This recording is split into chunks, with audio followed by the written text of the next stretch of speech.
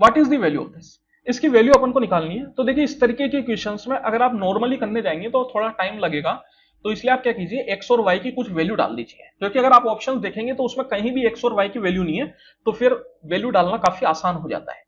अब यहाँ पे आप देखिए कुछ भी डाल सकते हो, एक्स और वाई बराबर भी डाल सकते हो और अलग अलग भी डाल सकते हो, उसमें कोई दिक्कत नहीं है।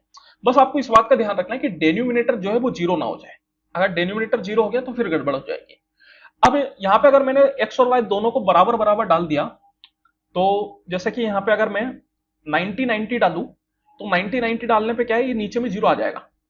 अपन जानते हैं कि भैया कोस 90 जो है वो जीरो होता है, तो ये सारा जीरो हो जाएगा। और अगर मैं जीरो जीरो डाल दूं तब भी ये जीरो हो जाएगा, बिकॉज कोस जीरो वन, तो वन माइनस वन भी जीरो हो जाएगा।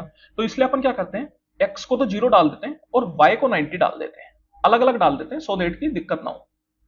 तो अब यहाँ पे आप देखिए एक्स जीरो डालना तो साइन जीरो जीरो, फिर वाई 90 डाला तो साइन 91, फिर ये sine y that is sine 91 और sine zero zero divide by, फिर यहां पे अगर देखूं तो कोस जीरो होता है 1 और कोस 90 जीरो, फिर यहां पे कोस 90 देट इज जीरो और कोस जीरो देट इज 1। तो ये आपके पास क्या आ गया, ऊपर में आ गया 1 और नीचे में आ गया -1 देट इज इक्वल टू -1। तो कितनी आसानी से आपने इस क्वेश्चन का आंसर दे दिया with the help of value putting. तो वैल्यू पुटिंग जो है इसी तरीके से आपके लिए बहुत मददगार साबित होती है, अगर आपको सही तरीके से इस्तेमाल करना आता है तो।